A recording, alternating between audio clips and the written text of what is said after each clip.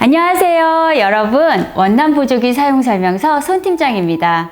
오늘은 보조기를 착용한 아이들이 일상생활을 하면서 겪게 되는 작은 불편들에 대한 질문이 들어와 있어서요, 아주 핵심만 쏙쏙 뽑아서 답변 드릴 생각입니다. 가장 많이 물어보시고 가장 궁금했던 질문들이 있었는데요, 지금부터 그 궁금증을 해결해 드릴게요. 가장 많이 들어온 질문은 바로 보조기 길이에 대한 질문이었어요. 척추측만증이면 보조기가 척추를 잡아주면 되는데 왜 골반까지 만들었는지 궁금해요. 골반 부분이 없으면 활동이 더 편할 것 같아요. 이런 질문도 있었고요. 그리고 바지를 입을 때 보조기 허리 부분 안쪽으로 바지 한쪽만 딸려 올라가요 라는 질문들도 있었는데요. 안쪽으로 쑥 들어가지 않게 만들면 안 되나요? 이렇게 질문 주셨어요. 지금 제 옆으로 보조기 모습이 보이실 텐데요. 어떤 척추측만증 보조기이든 간에 허리를 타고 골반을 이렇게 살포시 감싸고 있는 형태로 제작됩니다. 실제로 착용하는 아이들이 불편해하는 걸 보면 저 역시도 좀 더 편하게 수정해주고 싶고, 넘치는 마음의 배려 때문에 가장 큰 일을 그르칠까 막 이런 걱정들을 하게 돼서 그렇게 해주지는 못하고 있어요. 대신에 보조기 모양이 왜 허리와 골반까지 형태를 갖춰야 하는지 알려드릴게요. 일단 보조기가 이런 모습을 지닌 이유는요, 척추가 경추부터 흉추, 요추, 꼬리뼈까지 모두 이어져 있기 때문인데요. 어느 한쪽이 휘어 있으니까 그 부분만 밀고 잡아주면 되지 않을까 생각하기 쉬워요. 그런데 절대 그렇지 않습니다.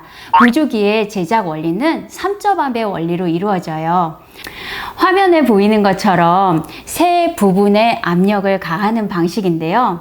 이때 환자의 측만증이 진행된 망곡의 반대 방향의 두 군데와 망곡 부분 한 곳을 지속적으로 눌러서 측만된 부위를 정상적으로 펴주는 거예요. 엑스레이를 보면 더 이해하기 쉬우실 거예요.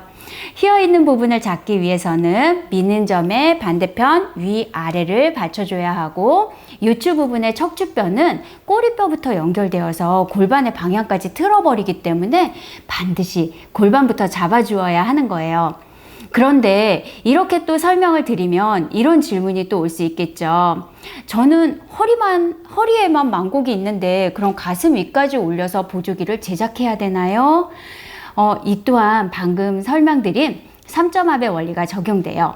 우리 몸이 한쪽으로 자꾸 밀면 자꾸 그 방향으로 기울어지기 때문인데요. 요추를 밀면 흉추가 반대로 가버리니까 그 부분도 받쳐줘야 합니다.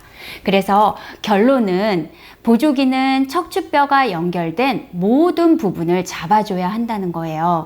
물론 어느 부분이 더 휘었느냐에 따라 압력은 달라질 테지만요, 3점압의 원리를 이용해서 밀어주고 받쳐주면서 또 회전 변형의 성질을 이용해서 가둬주고 받쳐주는 방식을 이용하다 보니까 그 어떤 부분도 소홀할 수 없다는 점을 이해해 주셔야 할 것 같아요. 그래서 보조기 모양이 골반까지 가슴 윗부분까지 제작된다는 점을 알아주셨으면 합니다. 지금 화면에 보이는 것과 같은 이런 전통 방식의 미러키 보조기는 얼마 전까지도 사용된 보조기인데요. 실제로 이 보조기는 목까지 잡아주는 기능이 있어요. 측만증인 아이들의 대다수는 목까지 휜 경우가 많은데요. 그렇다고 예전과 같은 이런 보조기를 지금 아이들에게 하라고 하면 모두 암담해 하겠죠. 안 그래도 가슴하고 골반까지 내려오는 것도 남들한테 표가 날까봐 신경 쓰는 아이들인데 목까지 올라오는 보조기라뇨, 너무 힘들어할 게 뻔해요. 그래서 옛날 보조기와 지금 보조기를 비교한다면 그래도 정말 천만다행이지 않을까 하는 생각이 들 거예요. 그리고 다음 질문은 저도 읽고 나서 참 신선하다는 생각을 했는데요. 보조기 허리 부분에 미끄럼 방지 처리가 되어 있으면 바지가 딸려 올라가지 않을 것 같아요. 어떤가요? 라는 의견을 주셨어요. 정말 무릎을 탁 치게 하는 아이디어라는 생각 들지 않으세요?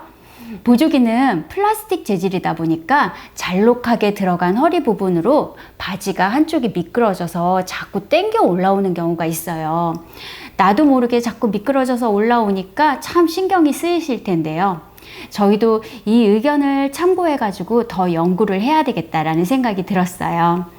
미끄럼 방지 고무 재질에 뭔가를 양면 테이프처럼 떼었다 붙였다 사용하는 것도 하나의 팁이 될 수 있을 것 같은데, 그런데 이 역시도 항상 몸에 붙어 있는 것이어서 마찰이 심하면 옷감 손상도 우려되고 또 다른 피부 트러블도 생기지 않을까 걱정도 되는 부분이에요.